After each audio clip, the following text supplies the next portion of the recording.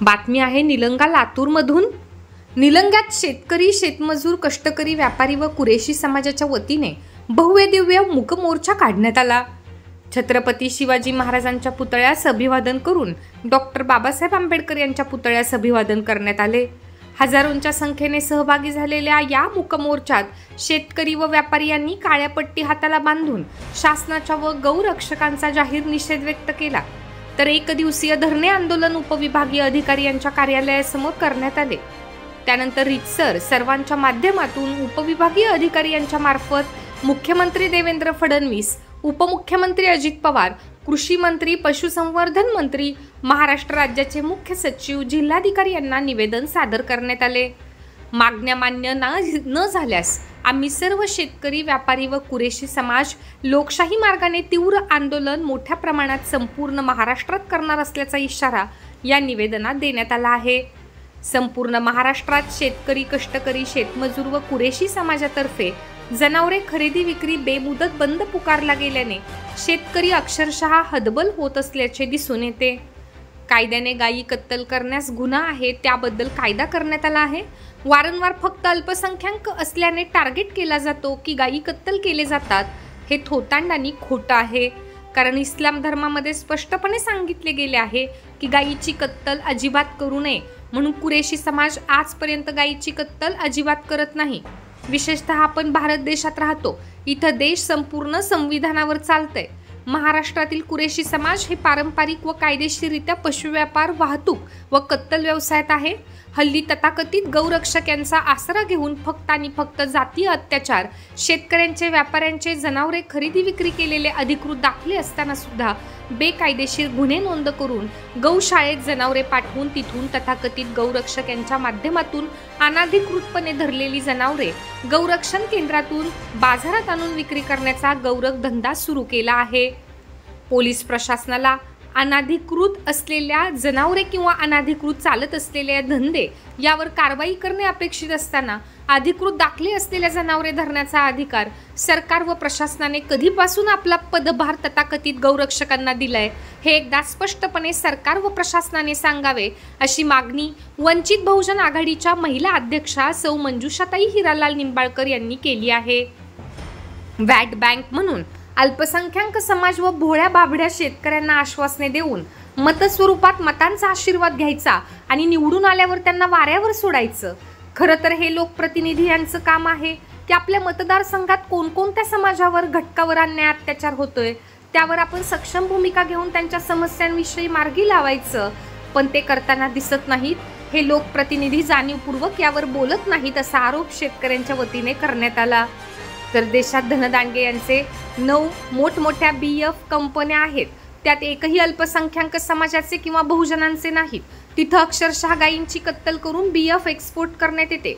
एकीकडे कुरेशी समाज आणि शेतकरी गायी विक्री खरेदी फक्त दुधासाठी करतोय आणि दुसरी जनावरे शेतकरी ताटून गेल्यावर कुरेशी समाजाला विक्री करतो। इथं मात्र कोणतेही जनावरे खरेदी विक्री किंवा कत्तल होऊ नये अशी काही तथाकथित संघटनेची मागणी आहे आणि दुसरीकडे त्यांचेच मालक बिनधास्तपणे गायी, त्यांची वासरू सकट सगळी जनावरे कत्तल करून BF एक्सपोर्ट करत आहेत। दम असेल तर जावा आणि सरकार व गौरक्षकांनी ते कंपन्या बंद करून दाखवा। येऊन जाऊन फक्त टार्गेट शेतकरी आणि अल्पसंख्याक समाजावर खरी हिंमत असेल तर कंपन्या बंद करून दाखवा तुमची हिंमत। कारण Bata, Red Chief, belt, lipstick, घड्याळचे बेल्ट हे जनावरांच्या चामडीचे असतात, मग ते सर्व कारखाने अल्पसंख्याक समाजाचे आहेत का? जाऊन बघा, एकही तुम्हाला अल्पसंख्याक अथवा मुस्लिम समाजाचा मालक तिथं दिसणार नाही। हे नकली प्रेम मग कशासाठी? फक्त मुस्लिम समाजाला जाणून बुजून टार्गेट करून अन्याय अत्याचार करण्यासाठी? काय तर तुम्हाला ज्यांनी आदेश दिले आहेत त्यांना राजकारण करून सत्तेत बसायचं आहे, म्हणून हिंदू मुस्लिम हे भात शिजवणे गरजेचे असल्याने हे सगळं गौरक्षकांच्या माध्यमातून खोटं प्रेम दाखवण्याचा केविलवाना प्रयत्न सुरू असल्याचा घणाघात सामाजिक कार्यकर्ते मोहसिन खान यांनी केला। यावेळी वंचित आघाडीच्या महिला जिल्हाध्यक्ष सौ मंजुषाताई हिरालाल निंबाळकर, सामाजिक कार्यकर्ते मोहसिन खान, जिल्हाध्यक्ष सय्यद सलीम, राष्ट्रवादी काँग्रेसचे अल्पसंख्याक जिल्हाध्यक्ष इस्माईल लदाफ, काँग्रेसचे हमीद भाई शेख, काँग्रेस युवक शहराध्यक्ष मुजीब सौदागर, डॉक्टर हिरालाल निंबाळकर, गायकवाड तात्या, गणेश मामा जाधव यांच्यासह कुरेशी जमातचे अध्यक्ष शफीक कुरेशी, उपाध्यक्ष मेहबूब कुरेशी, सचिव झहीर कुरेशी, मुसा कुरेशी, बाशा कुरेशी, चांदसाब कुरेशी, नबीसाब कुरेशी, खदीर कुरेशी, शफीक कुरेशी, इस्माईल कुरेशी, इमाम कुरेशी, मेहराज कुरेशी आदींनी उपस्थिती लावून स्वाक्षऱ्या करत निवेदन सादर केले. मुसलमानांच्या खांद्यावर हिंदुत्वाची बंदूक ठेवून शिकार फक्त मुस्लिमांचीच न करता ही मुस्लिमेतर जे काही व्यावसायिक आहेत त्यांची शिकार करण्याचं कटकारस्थान आणि हिंदू मुस्लिमामध्ये तेढ निर्माण करण्याचं कटकारस्थान हे शासन प्रशासन करतंय. या प्रकारचे हलकट कायदे आणून रोजगारावरती गदा आणण्याचं काम हे शासन प्रशासन करतंय. यांना कळलं पाहिजे की या व्यवसायाशी संलग्न असलेले बरेच असे व्यवसाय आहेत. बेल्ट बनवला जातो, लिपस्टिक बनवलं जातं, काकणं बनवलं जातं, असे बरेच प्रोडक्ट आहेत जे या हाडापासून तयार केले जाऊ शकतात. परंतु हे शासनाने त्या व्यावसायिकांचं सोडा, ह्या शेतकऱ्यांचा विषय गंभीर आहे. भाकड बैल, मी म्हणलं ना, पोटाचं पोरगं 2-3 लेकरं झालं तर पोटाचं पोर चौथं सांभाळायचं का नाही सांभाळायचं हे अवस्था इथं आहे.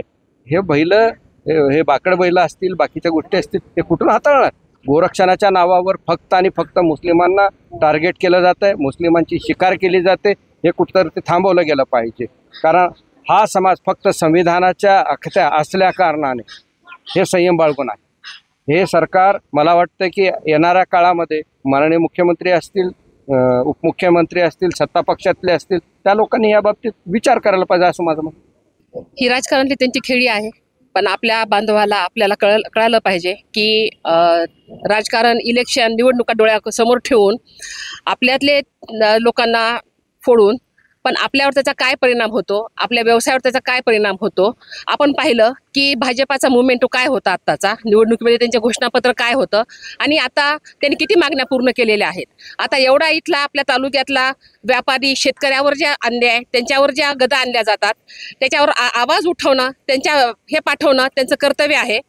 पण या ज्या निवडणुकीपूर्वी जे खेळ येतात, आता भाऊनी म्हणले जसं आहे की मुस्लिमाच्या खांद्यावर बंदूक ठेवून त्यांचं जे राजकारण चालू आहे, वेळोवेळी राजकारणाच्या पुढे हिंदू मुस्लिम द्वेष निर्माण करून हे जे दल निर्माण झालेले आहेत, बजरंग दल असो, विश्व हिंदू परिषद असो, यांच्या माध्यमातून आता त्यांची ही खेळी चालू झालेली आहे.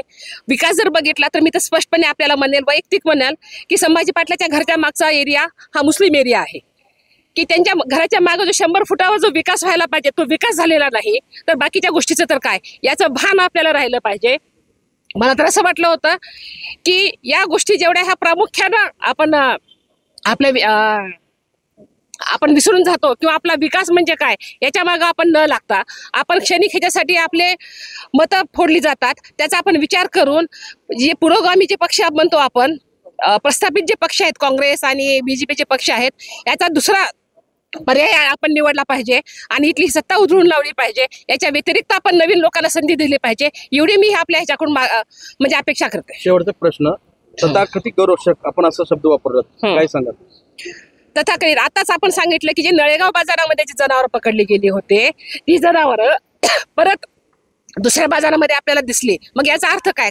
तथाकथित गौरक्षक यालाच म्हणायचं की हे फक्त व्यापार चालू आहे, की तोंडी म्हणायचं की जनावरं पकडायचे. परतच प्रकरण आहे की निलंगा पोलीस स्टेशनमध्ये जनावर आणली होती, त्याला तिथे बसवून ठेवलं होतं. ही जनावरं परत दुसऱ्या दिवशी दुसऱ्या बाजारात दिसतात, यालाच तथाकथित गौरक्षक म्हणायचं. वंचित बहुजन आघाडीच्या वतीने आपण पुढे निर्णय काय घेणार, काय आंदोलन करणार, कशा पद्धतीने आवाज उठवणार? याच्यावर जर तोडगा नाही निघाला तर वंचित बहुजन आघाडी पूर्ण रस्त्यावरची ही लढाई चालू करेल. आणि मी सरकारला आपल्या माध्यमातून निवेदन करते की त्यांनी हे इतकं जर प्रेम असेल या गोरक्षकांना तर त्यांनी गाई विकत घ्याव्या. यांनी जे पकडापकडी करतायत ना, असं करण्यापेक्षा जनावरांनी हे विकत घ्यावे, जनावर विकत घ्यावे आणि ते सांभाळावे. त्याच्या शेतकऱ्याला, त्या व्यापाऱ्याला त्यांनी त्याचं अनुदान द्यावं, म्हणजे हा वर्ग शांत बसेल आणि मग त्यांची पण नौटंकी दिसणार नाही. जेव्हा पैसे द्यायची वेळ येईल ना त्यांना, मग तेव्हा त्यांना तिथं कळेल की यांच्या लोकांवर त्यांनी पैसे खाऊ नये. त्यांची जी नौटंकी चालू आहे ना, व्यापार करणं जे चालू आहे ना, ते तिथं बंद पडेल. अशाच नवनवीन ताज्या घडामोडी पाहण्यासाठी आजच आमच्या YouTube चॅनलला लाईक करा, शेअर करा, सबस्क्राईब करा आणि हो, बेल आयकॉन प्रेस करायला विसरू नका.